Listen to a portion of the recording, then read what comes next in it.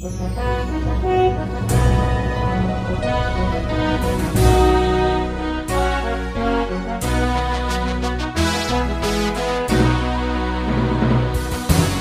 bagi saudara sekalian. Marilah kita siapkan hati dan pikiran kita untuk menyambut firman Tuhan. Kita berdoa. Kasih karunia dan damai sejahtera dari Allah Bapa kita dan dari anaknya Tuhan Yesus Kristus menyertai kamu sekalian. Amin.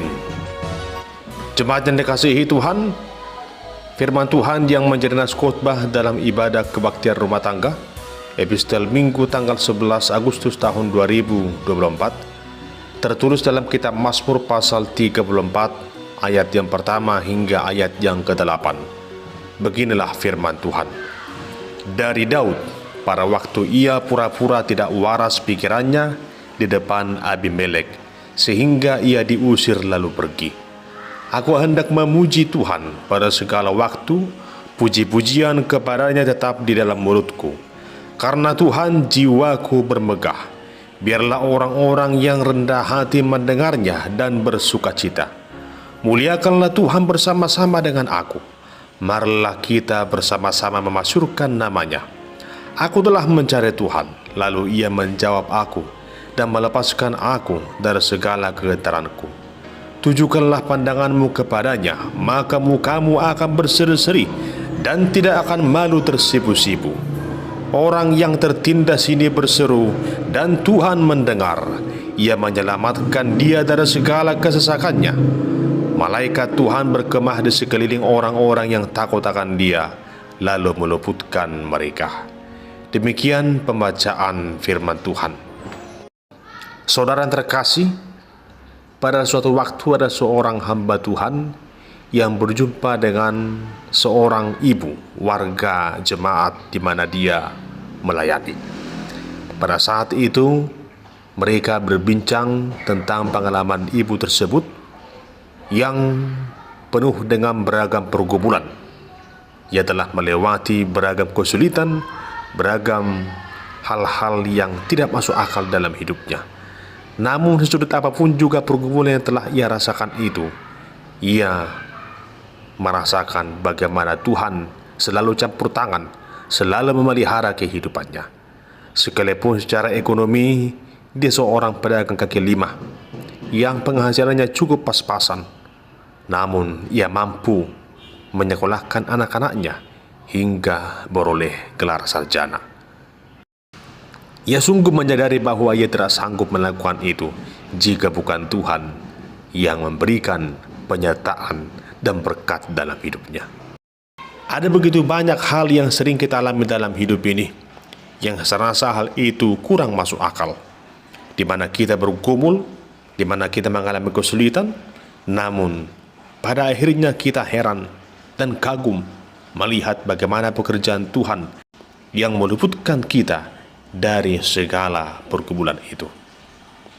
Demikian halnya yang kita lihat dalam perikop pada saat ini, di mana firman Tuhan ini dilatar belakangi dari kisah Daud yang bersembunyi dari kejaran Raja Saul, di mana pada masa itu Saul begitu benci dengan Daud oleh karena orang-orang Israel begitu memuji, begitu mengagungkan Daud dibanding Raja Saul. Sejak itu Saul menaruh benci terhadap Daud. Dengan berbagai cara Saul berupaya untuk membunuh Daud. Namun sekalipun Daud saat itu punya kesempatan untuk mengalahkan atau membalas kejahatan Saul, namun Daud tidak pernah melakukannya. Ia tahu bahwa Saul juga adalah seorang yang diurapi oleh Tuhan, dan ia begitu menghargai itu. Itu sebabnya Daud menyerahkan semua perkaranya hanya kepada Tuhan. Pada saat itu Daud merasa takut dengan tindakan-tindakan Saul yang begitu mengancam hidup Daud. Dan dengan hikmat penyertaan Tuhan, Daud mencari tempat persembunyian dari kejaran Raja Saul itu. Hingga suatu ketika, ia harus memilih tempat persembunyian, yaitu ke tanah orang-orang Filistin. di mana orang-orang Filistin sendiri adalah musuh dari bangsa Israel, bahkan musuh dari Daud, di mana Daud telah mengalahkan Goliat, panglima bangsa Filistin. Namun apa yang harus ia lakukan? Tidak ada pilihan lain. Ia harus pergi ke tempat itu. Ia harus bersembunyi di tanah orang Filistin. Lalu dikatakan dalam kitab 1 Samuel pasal 21 ayat 11 sampai 16, Daud berjumpa dengan Raja Akhis. Jika dalam perikop ini disebut dengan Abimelek, namun Abimelek adalah gelar raja kepada raja orang Filistin. Adapun nama raja itu adalah Raja Akhis. Tentu ini menjadi suatu beban yang begitu berat bagi Daud. Ibarat lepas dari mulut harimau masuk ke dalam mulut buaya. Raja Akhis begitu benci dengan Daud karena ia masih mengingat bagaimana peristiwa di mana Daud membunuh Goliat. Di tengah situasi itu, Daud tidak tahu lagi harus berbuat apa. Dan tiba-tiba ia berlaku aneh. Ia berpura-pura gila. Bahkan dikatakan ia kelihatan begitu menjijikkan. Air ludahnya meleleh sampai ke jangkutnya. Akibatnya, Raja Akhis mengusir Daud karena ia merasa jijik dan merasa Daud tidak layak tinggal di sana. Lalu Daud pun pergi bersembunyi ke Gua Adulam. Hal itulah yang dialami oleh Daud dikala ia berpura-pura gila di hadapan Raja Akhis, raja orang Filistin. Jemaat yang terkasih, atas peristiwa itu Daud sungguh bersyukur kepada Tuhan, karena ia merasa jika bukan karena dengan tindakan yang demikian, dengan berpura-pura tidak waras, maka mungkin dia sudah dibunuh oleh Akhis. Tetapi hikmat yang Tuhan berikan kepada Daud, yang menggerakkan Daud untuk berlaku demikian, adalah suatu jalan untuk melepaskan Daud dari suasana yang terjepit pada saat itu. Itulah sebabnya ia menuliskan mazmur ini. Ia hendak memuji memuliakan nama Tuhan yang memelihara kehidupannya. Inilah yang kita lihat lewat kitab Mazmur pasal 34 ini, di mana Daud menyerukan untuk memuji memuliakan nama Tuhan.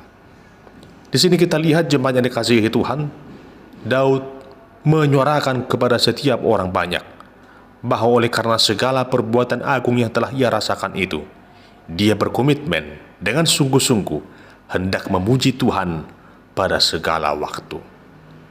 Sikap memuji Tuhan adalah suatu hal yang harus dilakukan oleh orang percaya. Terlebih dikala kita telah menerima segala kemurahan dan kebaikan Tuhan, tentunya kita harus sungguh-sungguh mensyukuri apa yang telah Tuhan berikan itu. Namun sikap hidup untuk memuji Tuhan bukanlah sewaktu-waktu atau kadang-kadang.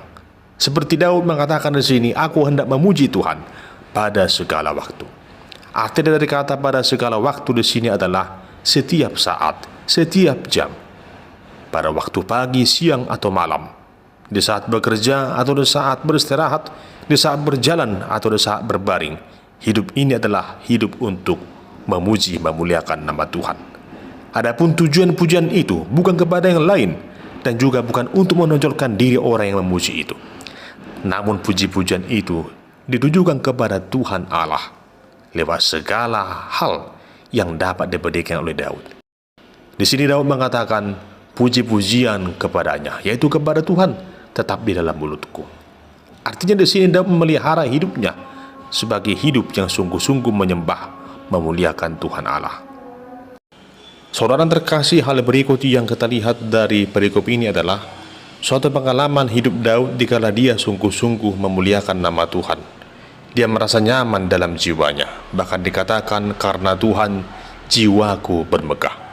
Tidak ada hal lain yang dapat memberikan suatu sukacita dalam hidup Daud selain daripada sikap yang sungguh-sungguh memuliakan nama Tuhan. Inilah juga yang harus kita miliki. Sikap kita untuk memuliakan nama Tuhan pasti akan membuat kita merasa tenang dan teduh, penuh sukacita, penuh kebahagiaan. Sekalipun kita melewati masa-masa sulit, namun sesungguhnya dikala kita sungguh-sungguh mencari Tuhan, memuji memuliakan nama Tuhan dengan segenap jiwa, hati, dan pikiran kita, maka kita akan beroleh kekuatan yang baru hari lepas hari. Jiwa kita akan bermegah. Demikian juga dikatakan oleh Daud, biarlah orang-orang yang rendah hati mendengarnya dan bersukacita. Artinya Daud tidak menyembunyikan sikapnya dalam memuliakan nama Tuhan, namun lewat sikap hidupnya itu, dikala dia menyembah Tuhan Allah, dia sungguh-sungguh menjadikannya sebagai contoh bagi orang lain atas apa yang telah ia rasakan, atas apa yang telah ia saksikan. Orang lain juga tergerak hatinya untuk melakukan hal yang sama di dalam memuji memuliakan nama Tuhan. Biarlah orang-orang yang rendah hati mendengarnya dan bersukacita. Kiranya kita juga demikian. Dikala kita menyaksikan segala apa yang Tuhan perbuat bagi kita, maka orang lain juga akan terberkati. Orang lain akan bersukacita. Orang lain akan semakin teguh imannya dikala mereka mendengarkan kesaksian hidup kita, kisah hidup kita, di mana Tuhan memelihara dan menjagai serta memberkati kehidupan kita. Juga yang berikut, Daud mengatakan kepada orang banyak, muliakanlah Tuhan bersama-sama dengan aku. Artinya Daud tidak hanya sendirian memuji memuliakan nama Tuhan. Ia rindu agar setiap orang yang lain juga ikut bersamanya untuk muliakan nama Tuhan.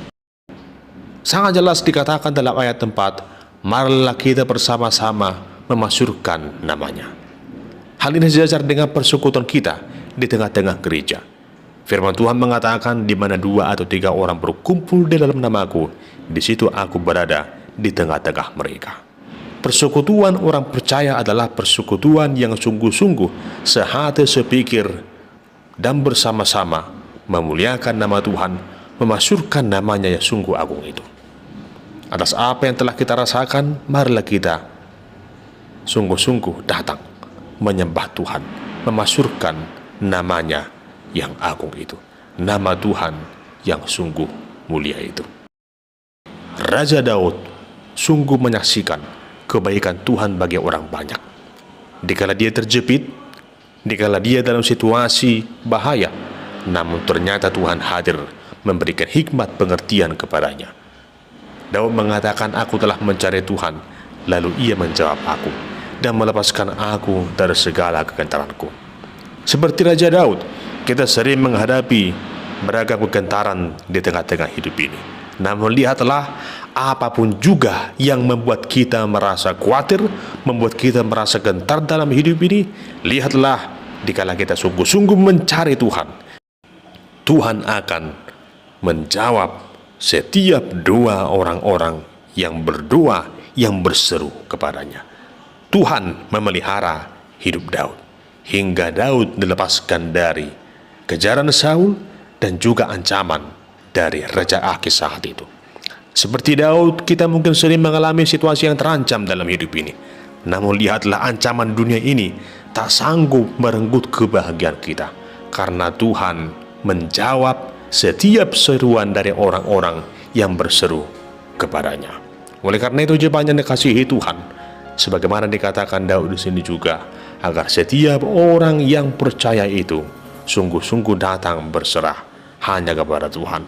Karena orang-orang yang Tuhan berkati itu, orang-orang yang Tuhan pelihara itu, orang-orang yang tertindas namun Tuhan lepaskan dari beragam pergumulan hidupnya, adalah orang-orang yang sudah Tuhan siapkan suatu rancangan indah dan sejahtera dalam kehidupan orang yang percaya, yang berseru kepadanya. Pada ayat yang ke-8, Daud berkata, malaikat Tuhan berkemah di sekeliling orang-orang yang takut akan Dia, lalu meluputkan mereka. Saudara yang terkasih, inilah kebahagiaan kita selaku orang Kristen, orang yang hidup baru di dalam Kristus. Kita telah beroleh keselamatan dari dosa dan maut oleh karena anugerah keselamatan dan pengorbanan Kristus di kayu salib itu. Oleh karena kemurahannya, oleh karena pengorbanannya, kita menjadi ciptaan baru di dalam Kristus. Untuk itu, mari hidupi situasi kehidupan yang baru itu. Mari jalani hidup yang penuh dengan anugerah ini, dengan penuh kesungguhan mencari Tuhan, memuji memuliakan nama Tuhan, sungguh-sungguh menyerahkan hidup kita hanya kepada Dia, Tuhan Allah yang agung, Allah yang maha kuasa, yang selalu menjagai, memelihara kehidupan kita, yang selalu menjawab doa dari setiap orang yang datang berseru dan bermohon kepadanya. Hidupilah hidup yang baru di dalam Kristus Yesus, Tuhan Sang Juru Selamat hidup kita. Amin. Kita berdoa. Terpujilah Engkau ya Tuhan Allah yang Maha Kuasa, yang telah menjadikan kami menjadi ciptaan baru dalam Kristus, yang menyelamatkan kami dari segala ancaman mara bahaya, yang selalu menjawab doa-doa kami, yang juga selalu melindungi kami dalam segala perjalanan hidup ini. Tuntun kami Tuhan menjadi seperti hamba-Mu Daud, yang sungguh-sungguh berserah kepadamu, yang sungguh-sungguh memuji Tuhan pada segala waktu, karena Engkaulah Tuhan yang layak dipuji, dimuliakan, dan disembah, yang telah menjadikan kami menjadi ciptaan yang baru. Di dalam Kristus Yesus kami berdoa dan bersyukur kepadamu. Amin.